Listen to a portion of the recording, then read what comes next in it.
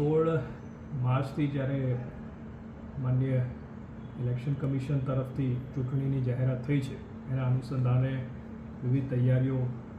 ચાલુ કરી દેવામાં આવી છે, જેમાં ચૂંટણીમાં જોડાયેલો સ્ટાફ હોય, EVMની જે રેન્ડમાઇઝેશનની પ્રક્રિયા હોય, આ તમામ પ્રક્રિયા હાથ ધરાયેલી છે. આ સમગ્ર પ્રક્રિયામાં સૌથી અગત્યના એવા જે મતદારો છે એની જાગૃતિ માટેનું કેમ્પેન શરૂ કરવામાં આવ્યું છે. આશય એ છે કે વધુમાં વધુ લોકો આવનારી ચૂંટણીમાં મતદાન કરે અને પોતાનો જે હક છે એનો ઉપયોગ કરે અને પોતાના અધિકાર બાબતે જાગૃત થાય. આના માટે જૂનાગઢની અંદર આપ જાણો છો કે જૂનાગઢ એક પ્રવાસન નગરી છે અને આથી જે વિવિધ પ્રવાસીઓ આવી રહ્યા છે એ પણ જાગૃત થાય અને પોતાના મતદાનનો ઉપયોગ કરે એ આશયથી અમે અહીંયા જે શક્કરબાગ ઝૂ છે, ઉપરાંત જે ઉપરકોટનો કિલ્લો છે, ઉડન ખટોલા છે, આવા જે જગ્યાઓ છે ત્યાં જે પ્રવાસીઓ આવે છે ને એમને જે ટિકિટ ઇસ્યુ કરવામાં આવે છે એ ટિકિટ ઉપર મતદાન માટેના એની જાગૃતિ માટેનો એક સિક્કો લગાવવામાં આવે છે, જેમાં મતદાનની તારીખ પણ એમાં દર્શાવેલી હોય છે, જેથી લોકો જાગૃત થાય કે 7/5ના દિવસે ગુજરાતમાં લોકસભાની ચૂંટણીનું મતદાન છે અને પોતાના મતાધિકારનો એ ઉપયોગ કરે.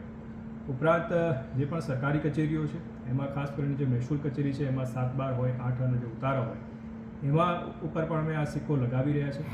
સાથે સાથે જે શહેરના અને ગ્રામ્ય વિસ્તારના જે ડૉક્ટર છે એ જે પ્રિસ્ક્રિપ્શન લખતા હોય છે એ પ્રિસ્ક્રિપ્શન ઉપર પણ અમે આ સિક્કો લગાવીએ છીએ કે જેથી લોકોમાં આની જાગૃતિ આવે. આગામી સમયમાં અમે જે પણ દુકાનદારો છે, સાથે સાથે APMC છે એમાં પણ આ મતદાનની જાગૃતિનો કાર્યક્રમ કરવાના છે, જેથી ખેડૂતો સુધી પણ આની જાગૃતિ ફેલાવી શકાય. સાથે સાથે ગ્રામ્ય અને સિટી વિસ્તારમાં વિવિધ જે પબ્લિક પ્લેસીસ છે એની પર અમે મોટા હોર્ડિંગ્સ જે મૂક્યા છે અને વિવિધ કોલેજ છે એમાં પણ અમારી ટીમ જાય છે, જેથી યુવા મતદાર હોય એમાં પણ મતદાનની જાગૃતિ આવે એનો પ્રયાસ કરી રહ્યા છીએ. અમે ખાસ તો જે મહિલાઓ છે એમાં મતદાનની જાગૃતિ આવે ને એ લોકો પોતાના મતાધિકારનો ઉપયોગ કરે એના માટે ગામડે ગામડે મહિલાઓ સાથે બેસી અને એમનામાં મતદાનની જાગૃતિ માટેના કાર્યક્રમો કરી રહ્યા છે.